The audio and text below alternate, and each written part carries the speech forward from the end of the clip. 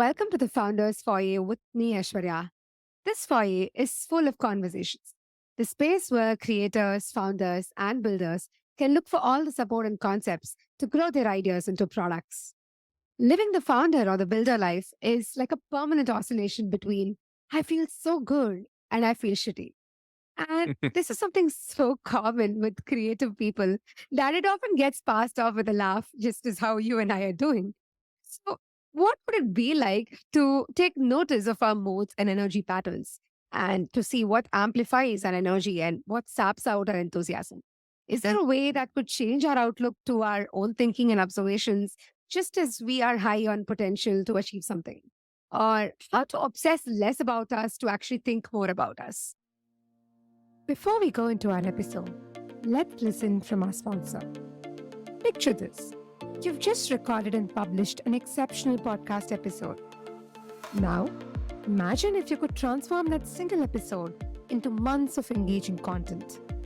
Introducing Recast Studio, your ultimate AI-powered podcast marketing assistant. Recast Studio automatically finds the most engaging and share-worthy highlights from your episodes and generates short-form video clips and audiograms that captivate your audience on social media. It writes compelling show notes, blog posts, social media posts, newsletters, and much more. No more struggling to find new ideas or spending hours repurposing your podcast content. Recast Studio does the heavy lifting for you so you can focus on what you do the best, creating amazing podcast episodes. I've been personally using Recast and my journey has been fantastic. I love the way I can play around with the templates and find those engaging AI-based highlights that I can get from my episode. Try it out at recast.studio, which is recast.studio. That's Recast Studio for you. I have Matt Munson here with me to chat about all of these. Matt is the founder and CEO coach at Sanity Labs. Matt draws on his own experience as a venture-backed founder to help other founders, creators, CEOs, and product builders navigate the journey of leadership, self-awareness, and team building. Prior to this, Matt co-founded 2020, the world's largest crowdsourced commercial image catalog. And I'm so happy to have Matt here today. Thank you so much, Matt. It's an honor to be here with you. Thank you for inviting me. Yeah, I'm so excited to touch upon, and I know that this is a topic that you're passionate about, and I am super curious because it involves humans and a lot of different ways in which we think, so complicated, yes, yet so energetic. So I can't wait to dig into these details with you. Yeah, I'm excited to be here with you as well. I'm laughing already because sometimes I feel great and sometimes I feel shitty. Just sounds a lot like the human experience, and it certainly feels a lot like my experience, both in my time as a founder and CEO, and even in my life now, which is a lot slower and different than life was then. So I'm excited to get into it together. Yeah, absolutely. And I'm so glad that, all of us feel this way because I think it's one way that we are self-aware. It brings our emotions up on the plate. And yeah, like I cannot lie because there's like times you feel so excited about things and just in the next half of the day, you feel like, oh my God, like I have so much on the plate. So I think, it's definitely a very good thing to introspect about. And that's exactly what we'll be, chatting about today. So why don't we start with your journey as a founder and now as an advisor to, a couple of these founders. And I know that your founding journey has been for so many years, like I think about 7+ years. So how differently do you see things from then and now, Matt? Yeah, so I spent about 15 years in total as a founder and CEO. Most recently ran 2020 from inception to exit for about 7 years, as you said. We sold 2020 about 4.5 years ago, and about 4 years ago moved over from the operating side to coaching. And wasn't intending for this to be kind of my full-time long-term thing, but I've really fallen in love with the work of being with founders and leaders who are in some of the harder points of company building and organization leading. And I think that ties back in large part to my own journey and being surprised to discover that one of the hardest parts of being successful as a founder and a CEO was managing my own psychology in my own head, as you've already alluded to. It definitely resonates for me that there were so many ups and downs, not only over the years, but in a given day or in a given conversation. And I found that to be really lonely at times, especially in the early Hmm. years when I kind of brought into my time as a founder and leader this view of leadership that leaders are the ones that are supposed to have it all figured out, and they're supposed Exactly. to kind of lock themselves in a room and solve the hard problems and don't let your team see you sweat, and definitely don't let your investors or board members know that you've got questions or harder days. And I was really saved through the partnership of a couple of coaches that I worked with, great therapist and some great friends and advisors that were aids on my own kind of journey of leadership and my coming to see over the years that, in fact, I had it totally wrong. That actually, if we look at what a company is, it's a bringing together of a disparate group of humans around a shared mission. And in fact, the more that we can bring those people into connection and awareness of what's going on for one another, the stronger we make that group, including the leader. And that just, it sounds so simple in hindsight, but I just felt chills run through my body even saying that again, because it was so revelatory for me. It was not what was modeled for me and not what I came in with. And Hmm.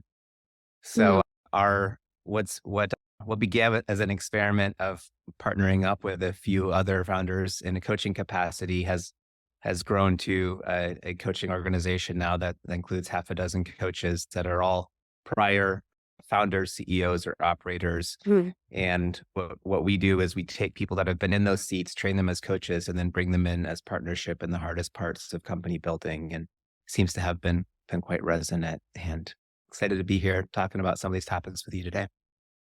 Yeah. And to me, I think what sounds more contextual here is how you said your journey as a founder has been. It's like a roller coaster ride, and there's like so many ups and downs. And it's so relevant when you've gone through the journey yourself, and then you're able to relate with, let's say, the challenges and the positives that another person would go through. Because I know that at the end of the day, as humans, we love that connection with people, and we would want to like seek out for help and support from folks like us. And this part of coaching to me sounds super exciting because you're not like Mm, trying to do it more from the context of, hey, I'm the one who figured it all out, but you're trying to say, no, I've been this person before, and I've sort of like gone through the same steps. So I kind of like deeply resonate with where you are and what you're doing. So that context, yeah. and it's sort of like how people say VCs tend to be founders or like tend to be operators in the product space, and they understand how the whole ecosystem functions. So to me, I see the way that you've set up Sanity Labs is like that. Like you're trying to give it Mm, more of an approachable setting and something that is just stemmed out of your experience as a founder. So it like how was it to go through, as a subsidiary question to that, how was it to go through mm. coaching and to have coaches? And did that largely shape the kind of coach that you are today? Like, is that what that made you choose this career path right after your foundership period?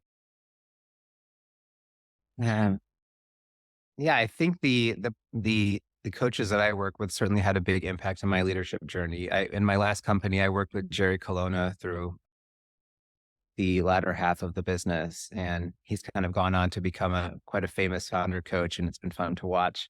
And his style and approach to coaching certainly had a significant impact on me.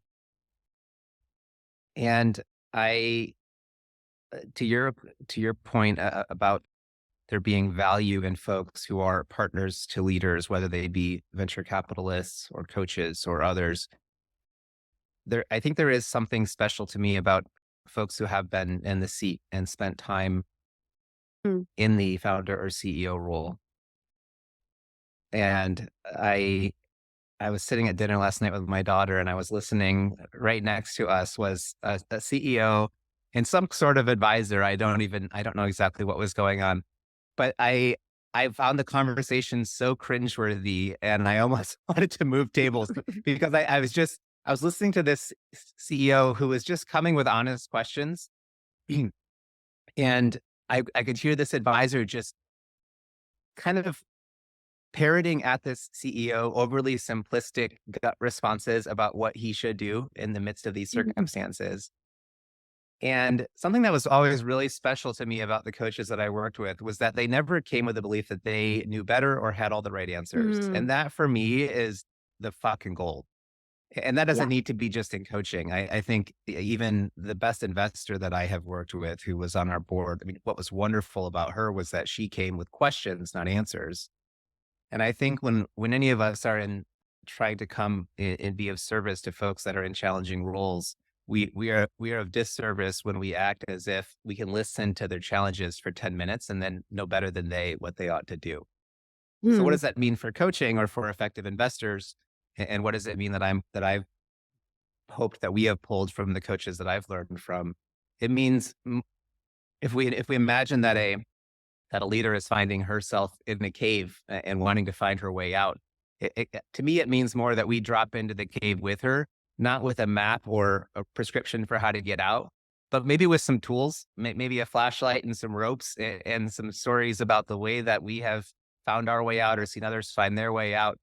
And more than any of that, just being there with them. And for any of us that Yeah. have been in challenging situations, the experience of someone being in it with us, at least for me, and my darkest hours of life or of leadership or entrepreneurship, the shift Mm. from like, I'm totally alone in this to like, oh, there's someone here with me.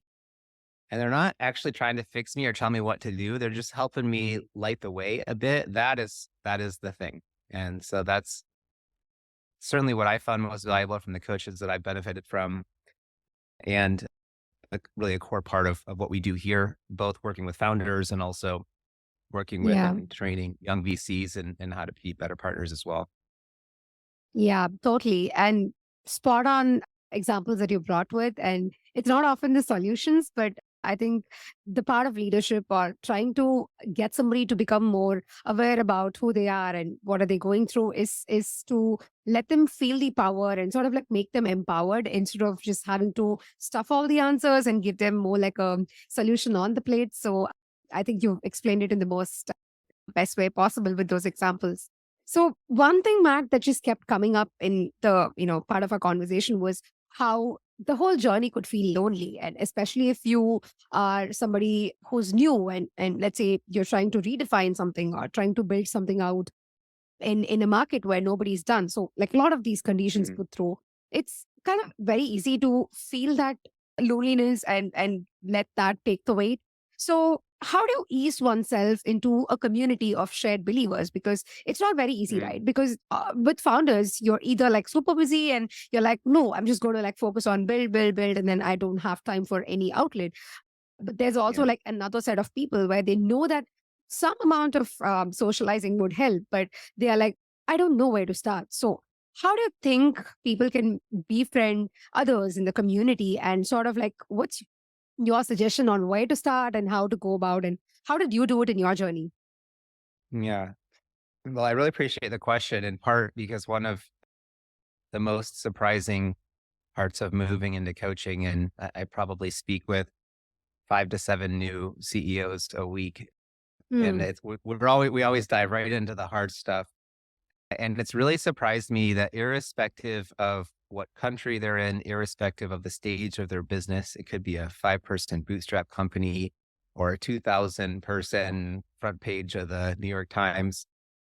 There is such a massive shared theme around loneliness and isolation. And it's only gotten worse post COVID with more distributed teams.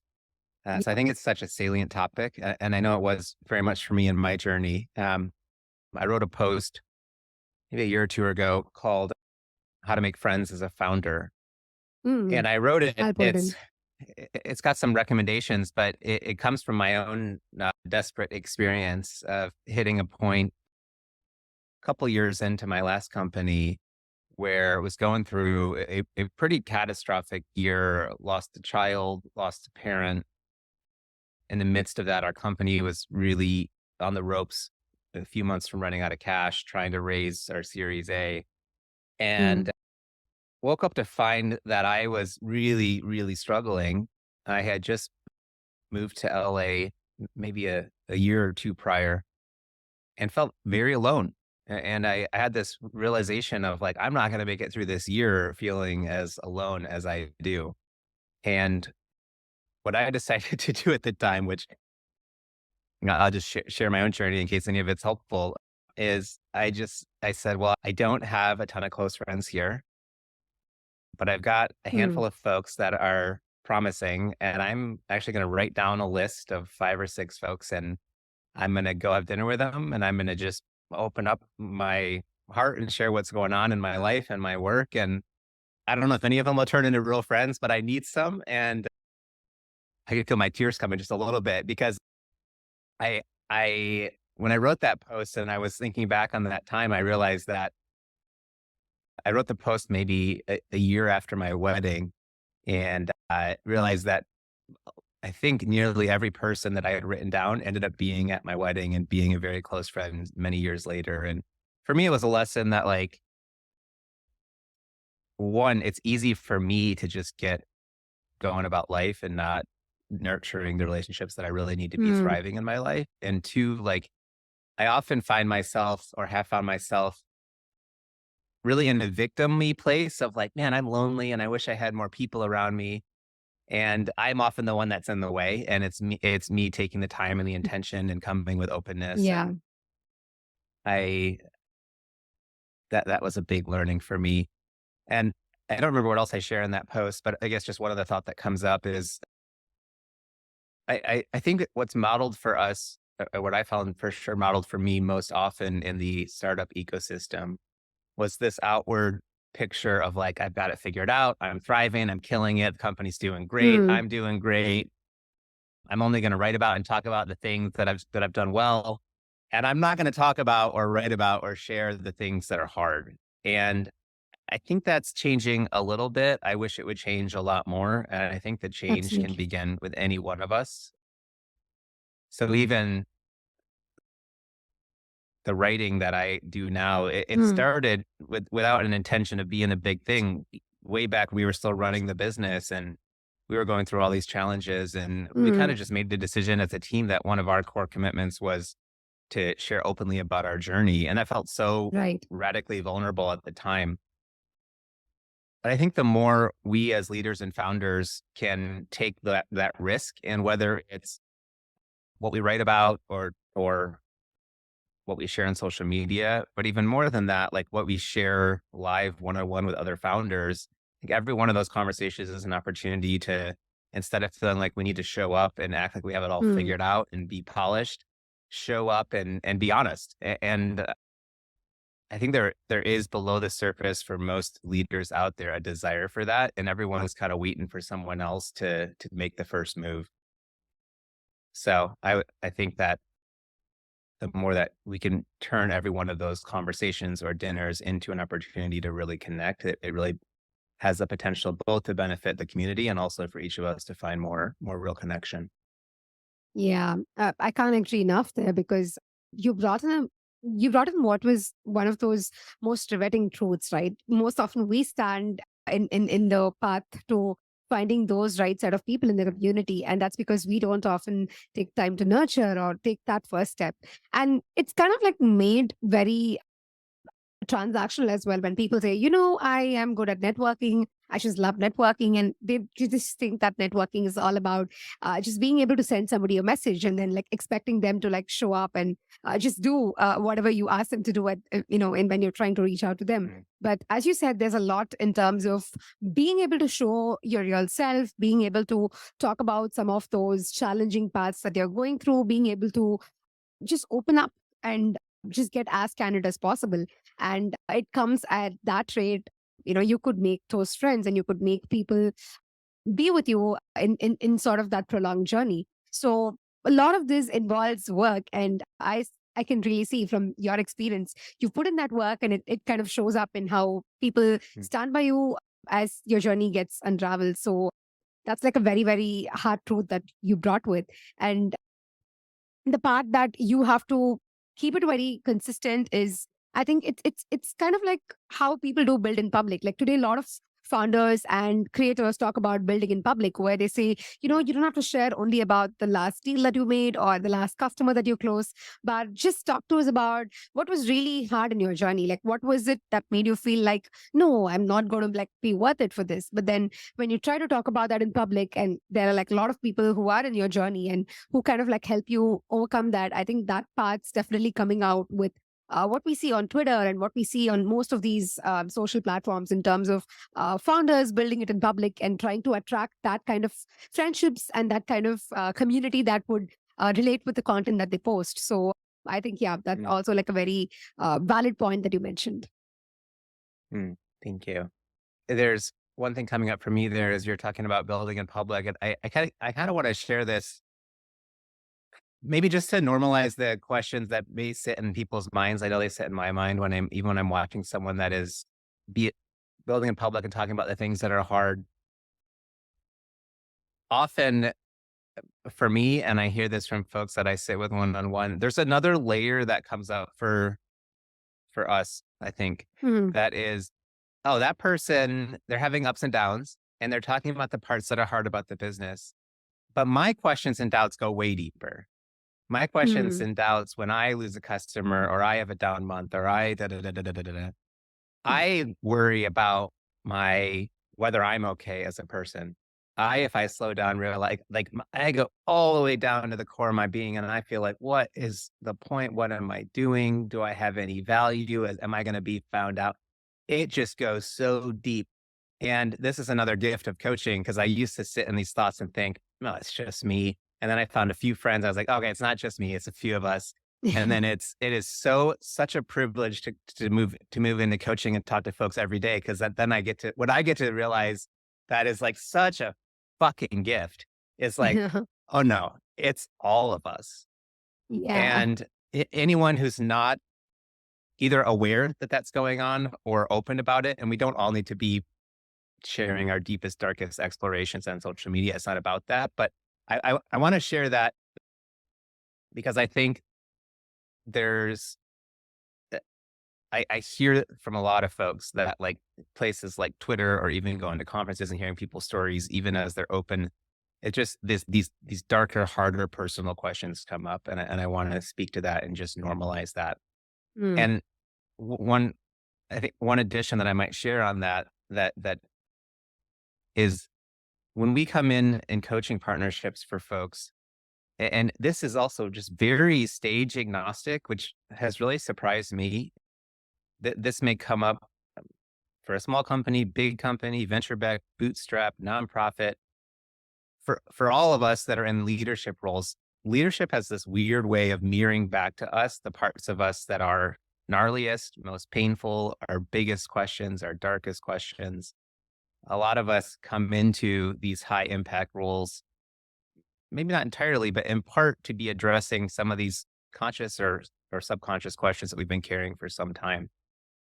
And when we when we don't work on those things, when we don't bring them into our awareness and really begin to face them and look at why have I been carrying this question since I was little of Mhm. like, am I valuable? Am I enough? Am I capable? Do I have something to offer? And if we let that just play out in our work, it really gets in the way. We might be easy to imagine, or maybe we all have experiences from our own lives where like I find myself so reactive in this situation with my team or my investors, and I'm not even totally sure why. And if I really slow it down, I begin to see, oh, it's because it hits on something that feels so deeply personal to me and has for a long time. And it's not even about them. And then what I'm seeing is like, oh, my stuff's getting in the way of me actually showing up as a leader or the entrepreneur or the partner that I Yeah. want to be.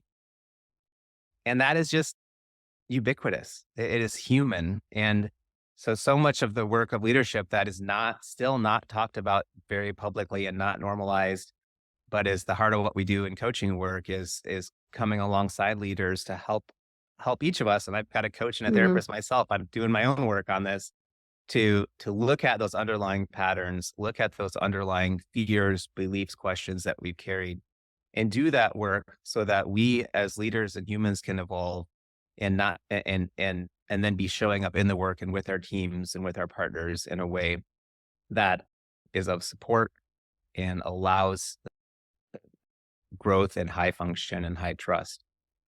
So there's a lot there, Yeah. but wanted to kind of go one layer deeper and just normalize that when we see other people's stuff and we think, yeah, but my stuff is different, we've all got it. And Yeah. I wish I'd known that a decade ago.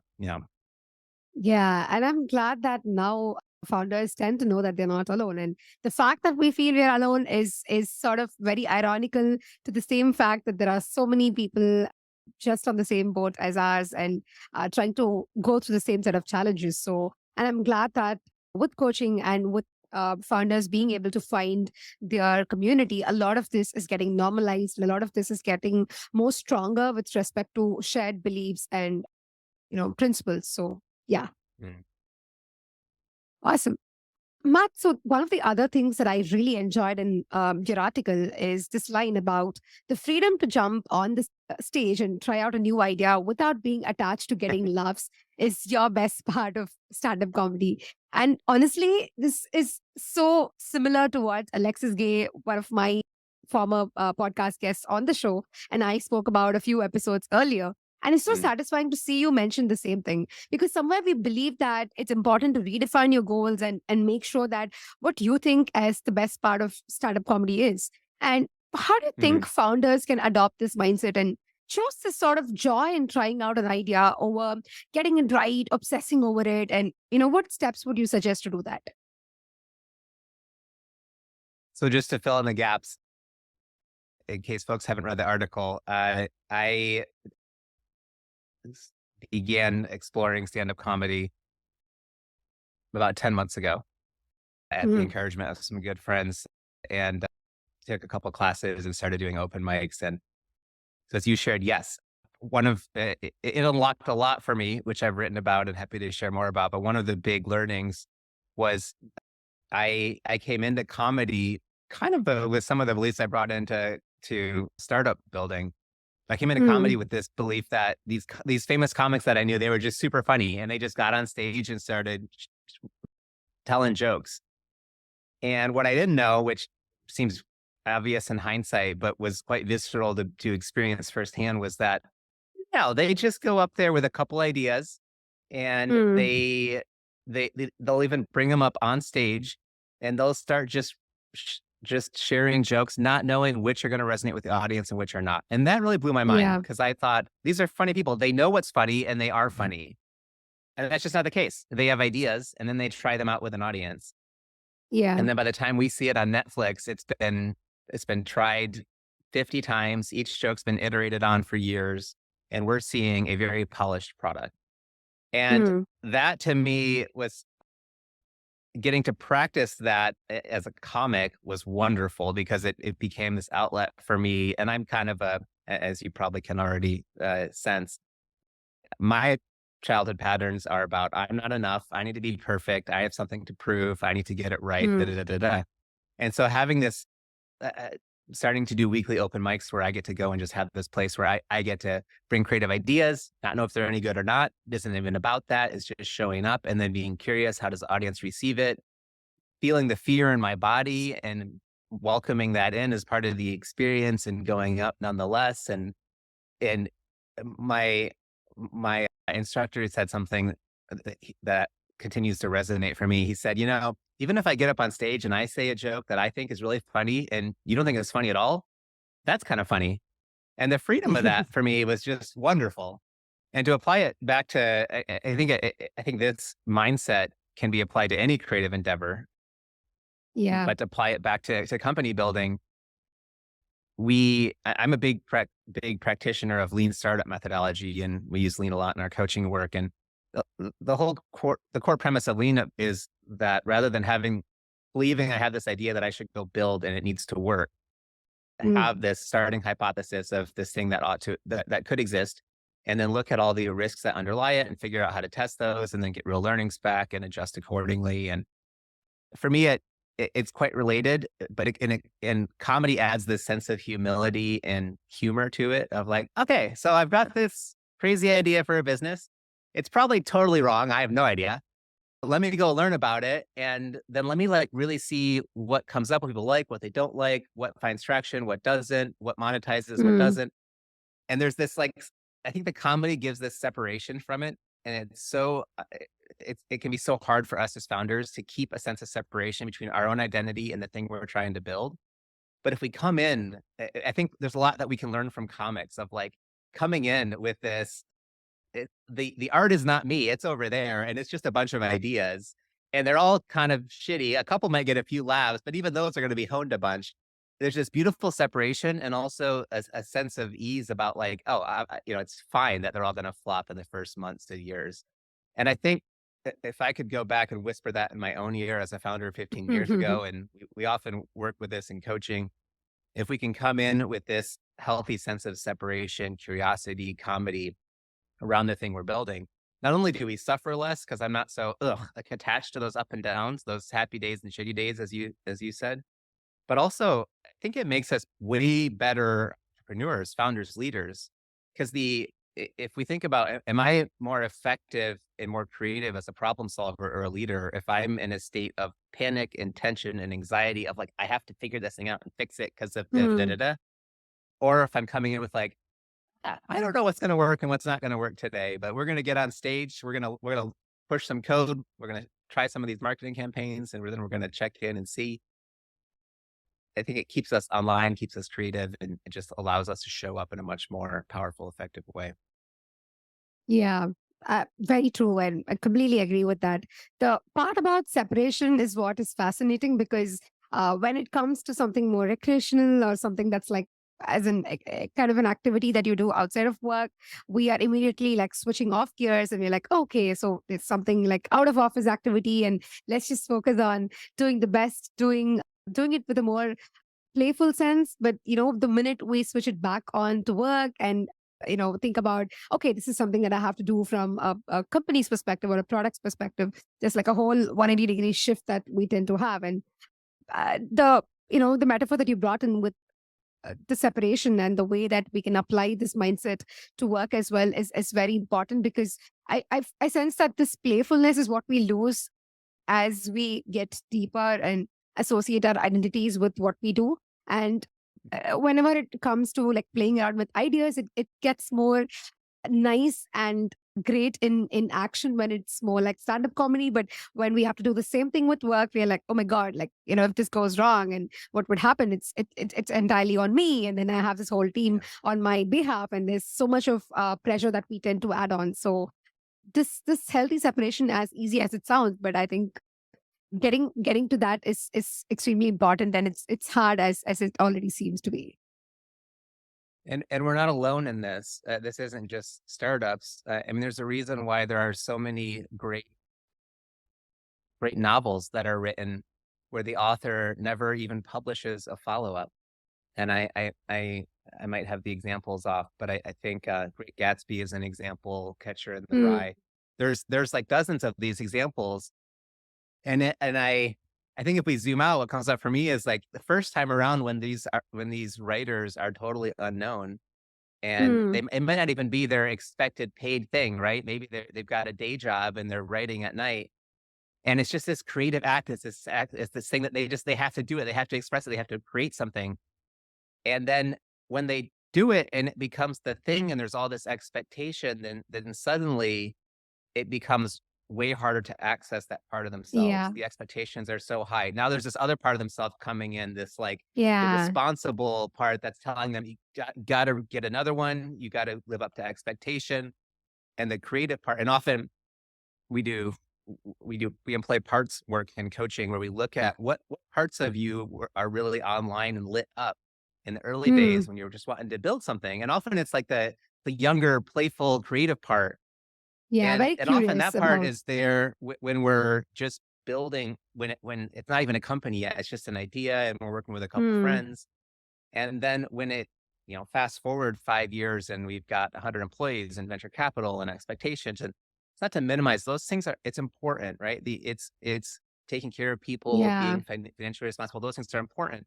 But if we layer all that on at the expense of this younger creative part of us having a role to play, then suddenly we wake up and we wonder why we can't innovate. Our companies have lost innovation. We're Hmm. not experiment driven anymore. And so how do we combat that? And this is a maybe longer conversation than time for. Maybe there's a follow-on episode, but we explore, so how do we build for ourselves practices of play? And comedy is a great one, but it does can be anything, painting, Yeah. drawing, whatever lights up that part of Yeah. us, getting back in touch with that part in therapy and coaching and other areas. And then also culturally in an organization, Hmm. how do we make it okay to play, to try things, create space for that? How do we have both a fiscally responsible, maybe high ambition organization that is Hmm. also playful and creative, and that also may be a longer conversation, but there's some design elements that we can bring in to that as well. Yeah. Yeah, appreciate you Yeah. sharing some of that. Yeah. Both of those are like something more like in terms of very practical approaches to what companies could do. And I think it comes down to not losing that sense of exploration and curiosity with what you do. Because with most of these experiments and when this attitude to try out new things, just like tease around these ideas and try to build them out, whether it's products or whether it's art or comedy or music, all of this comes to this very core idea of, hey, I don't know that and I'm okay with exploring that. And as you said, often when we start newer ideas, it's like at its peak, but as we ease ourselves into it, as like years go by, somewhere we lose this particular charm of just being able to say I don't know, and like being able to go further deep down and like, keep exploring. Rather, we just like attach this whole sense of, I just need to know this. And I've been like doing this for so many years, but like I don't think I'll be at a point to say I don't know. So a lot of these judgments cloud our thoughts, and somewhere we lose that ability to just go back and like explore curiously as how we did years ago. So yeah, I think it sounds more like bringing that back, bringing that playful charm of just exploring things back from time to time, I would say, to keep the journey going.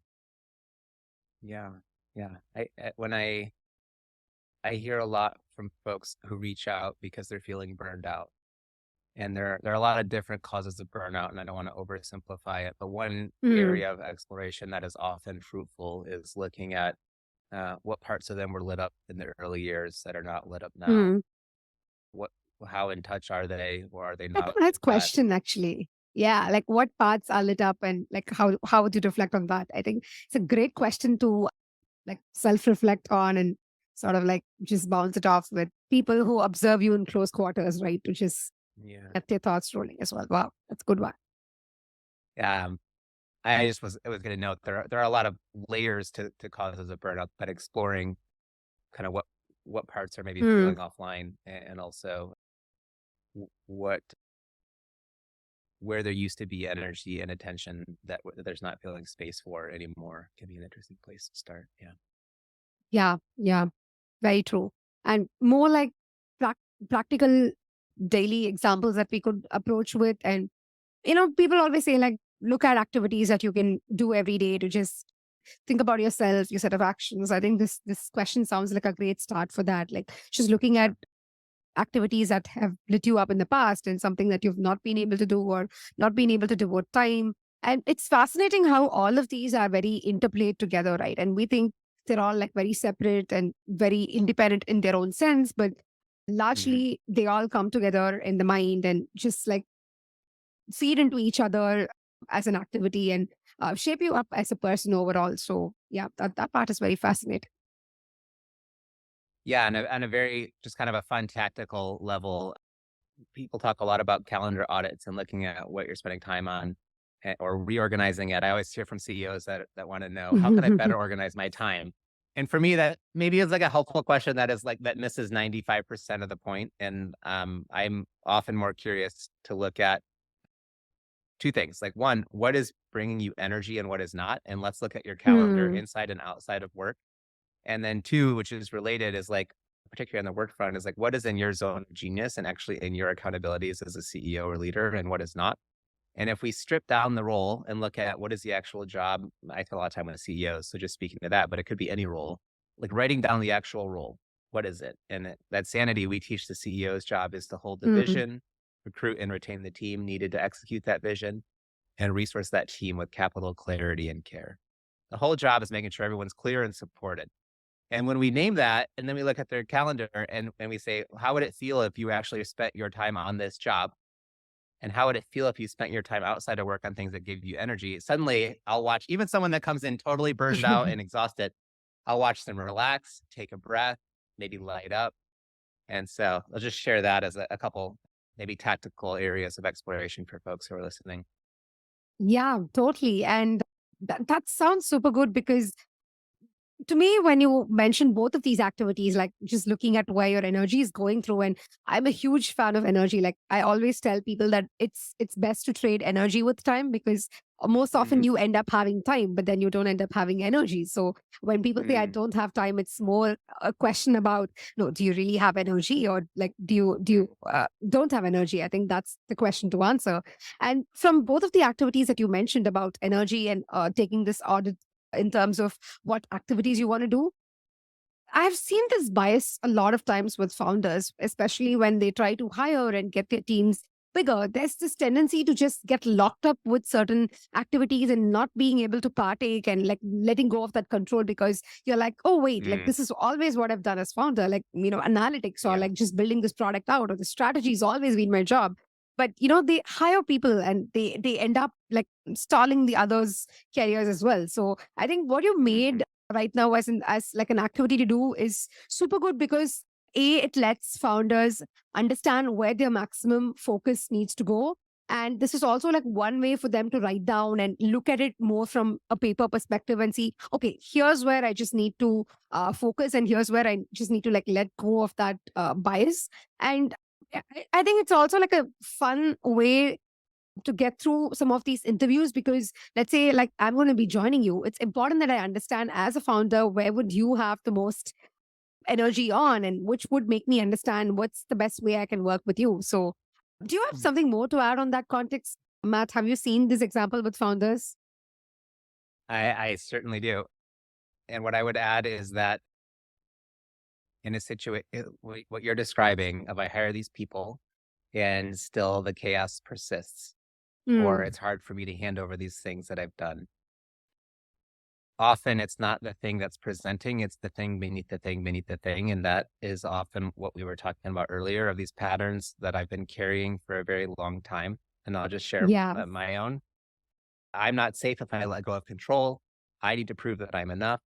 And now let's imagine I'm hiring a VP of product that I've been running product and suddenly the pattern shows up 60 days in. Matt, need to prove that I'm enough. If I let go of control, I will be at risk. If those patterns are Hmm. operating subconsciously, how do I show up in my partnership with this new VP of product that I've hired to Yeah. take things over and to give me leverage? Well, suddenly I'm suspecting for some reason that she's not doing a good enough job or she can't do this one thing, da, da, da, da, da, right? Now, if I Hmm. can bring that into consciousness, which is a lot of the work that we do here in coaching, and I can own, oh, these are the patterns that show up for me. Here I am in a conversation and I feel some resistance. Let me work with that resistance so that now when Right. I come into conversation with this partner, even if I'm feeling some resistance, I can identify that that's about me, not about her work. I might even share it with her if I'm feeling daring. Hey, these are the patterns that show up for me. Oh, now we're Hmm. in a partnership where there's greater trust and awareness of one another as humans. Now we can move through that and actually have a deeper conversation and get into letting her thrive, let it be a constructive partnership where my patterns as a leader aren't getting in the way. Yeah, yeah, that's like a total mindset shift that you make, right? Like from being able to, I mean, it's never wrong to be able to have those feelings and just feel like, oh no, I think some of these patterns are just like proving to be not like me, but at the same time, using that to convert and think about it more from the other perspective and say, okay, it's fine that I'm getting these patterns, and what's the best way I get to deal with them. So I think somewhere there's like that freedom to like it's okay to feel this way and it's okay to be able to process what you're feeling and also see what's the best way you can bring in the other people into the picture as well, rather compared to just withholding yourself and then pushing people away and like instead of like letting them do what they were really meant to do. Yeah. Yeah, and it's hard and Yeah. it can be scary for us as Yeah. leaders. Yeah. But when Totally. we find ourselves wondering, why doesn't my leadership team trust one another and work well? And why isn't there real leverage? If we slow that down often what we see is, oh, they don't really know each other. And all of their patterns are running the show. None of it's being Mm. talked about. And we began to see that I didn't know this. I thought I was just starting a tech company, but it turns out that part of my job as a leader is to get in touch with my emotional self and learn how to process that and learn how to let others into that and create a safe environment where people can be not only expected and supported to do great work, but also supported in their emotional journey as humans. And wow, Yeah. I didn't know I was signing up for that. So Yeah. here we are. So building a startup is hard, they said, and that's exactly how it is. And like, like Mm. multiple layers to tackle. And I think it's beyond logical science sometimes that there's a lot of delicate layers to deal with, especially when there are like so many people, so many emotional states, and so many behaviors being involved, and very very tacky to deal with them. But I think it's at most that founders have to deal with them because it's partly you, but it's largely folks that you build trust with. Even if many people like me didn't realize on day one that what they were actually doing is bringing together a group of humans and that the human stuff was going to be most of the work. So here we are. Yeah. Yeah. Yeah. True. Yeah. Mm. So, Matt, one of the things that we touched upon as we just spoke was this part about identity, right? Where when you're figuring these patterns out, there's often you attaching yourself hard with your craft, which is like, let's say it's building product or building a company. It's just like being able to just think only about that, and not uh, being able to have another identity to yourself. So this singularity could play against your own will, right? Because Mhm. just Yeah. just not having different versions of you can sort of like come back to you and attack you. So how to break the singularity and how to identify those different sides to your identity? Yeah. It's a beautiful question. There, there's a study on burnout that I I'm going to maybe misquote some of the details, but I think it was on Japanese firefighters. And Hmm. what the study found was that those who felt that their work was a calling and had a strong sense of mission faced a far higher degree of burnout, which for me was the opposite of what I would expect. I would expect that people that felt a lot of meaning in the work would thrive. Mm. So Yeah. what's going on there? And for me, being to move it over to startups, when we feel like everything's on the line, our sense of identity, our sense of worth, our future safety, financially or otherwise, employability in the world, if all of that is on the line, how do we experience the work? And what would need to, and the answer, if I ask folks that and speak for myself as well, Mm. everything's on the line. Every little up and down goes all the way to the core of my being. And I'm stuck in this storm of emotion and panic that's going on here. And I can't even see clearly the data I'm looking at or answer the question of the investor I'm talking to or whatever it is that's triggering it. And by Yeah. contrast, if I'm sitting in a conversation with an investor and I'm able to have a sense of separation of like, oh, none of this stuff that's really important to me is at risk. My identity's not at risk. I'm a resourceful person. I'm going to eat and have a roof over my head, whether this company lives or dies. I've got people who love me. I've got things that I love outside of this. Well, now I can sit in that conversation and, irrespective of the ups and downs, maybe be a lot more present and creative. And am I more effective when I feel panicked? Or am I more effective when I feel present and creative?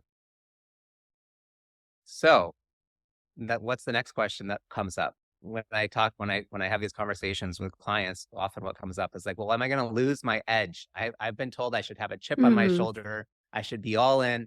Right? We've really Yeah. romanticized this idea. I can see in your smile that you've been exposed to this, and that's the norm. And I think that's fucking bullshit. Name me one area where someone in a state of fight or flight is doing better work.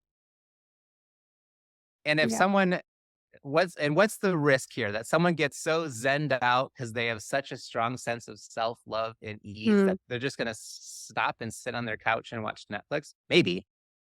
But I don't think that sense of panic and a need for identity is the only fuel for us to be creative beings. I just don't.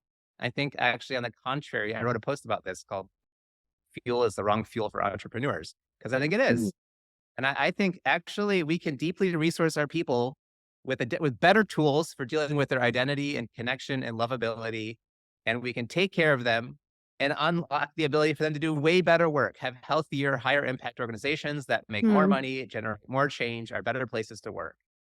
And that for me is the whole gamble that we're making here at Sanity Labs, and it's fucking paying off. I'm all Yeah. in. I'm pretty passionate about this. 'Cause I think the norm needs to change. And so let's take our best people and our best organizations and resource them with care and resource them with a sense that, Hmm. like, you know what, you're okay, whatever happens with this thing. And from that place of being okay, let's look at the challenges. Let's get creative. Let's get playful and invite that part of us in.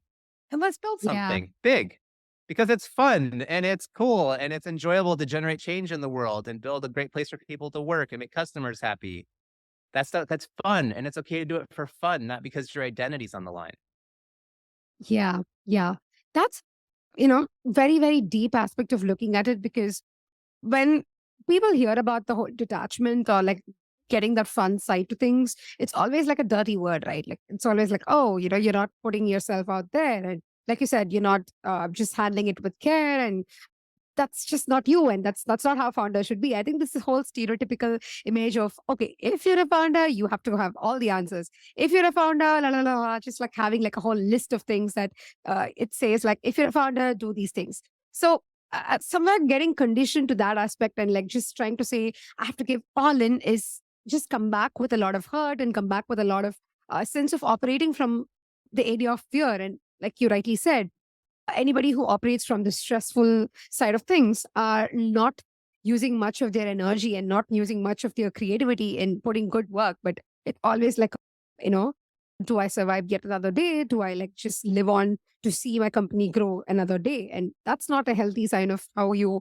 Mm. build your product or build your team or any part of this culture. So I think getting out of that shell of like considering that emotional detachment as a very negative thing, as a dirty word, I think that's the first step that we are supposed to do. Like acknowledge that, no, that's like absolutely okay with having that sense of separation that we earlier spoke about. And at the same time, being passionate. I think being passionate and also having that separation is amazing to have as a contrast, set of things to handle. And like you said, it just comes back to being able to use that fun and play. And it's a very easy thing to say, but I guess it's a practice that's just like taking years Yeah, for what does people. But being passionate have to do with having your ego and sense of safety on the line? Like, passionate to me, exactly. it sounds like art, it sounds like romance, it sounds like falling in love over a candlelit dinner.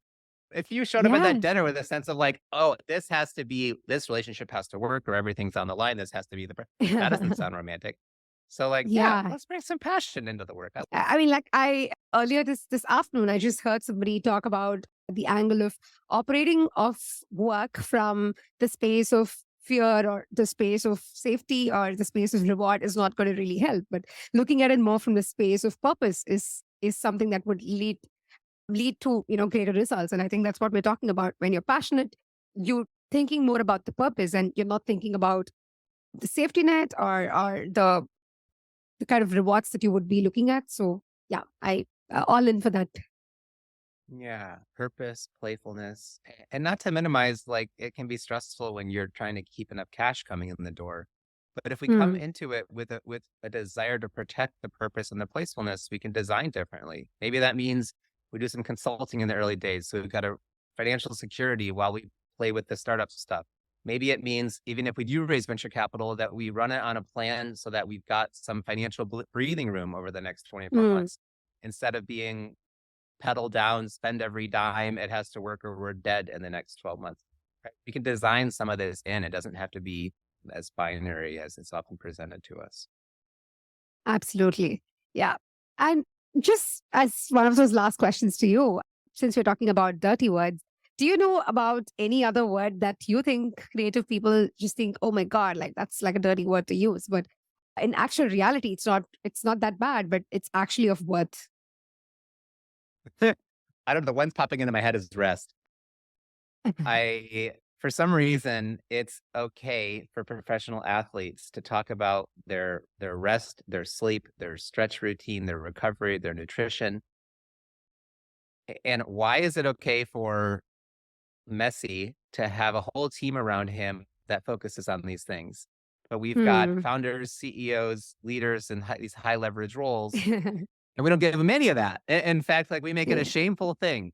And Yeah. for me, like it's the science is there, the data is there, our awareness is there as a species. Like, let's make it a full package. Let's put people into high impact, high leverage roles where the expectations are high, but let's build around them rest and recovery as part of the whole package, and treat them like they're like they're high value people who we need great performance from. I'm totally into the expectation, but let's give them the whole package.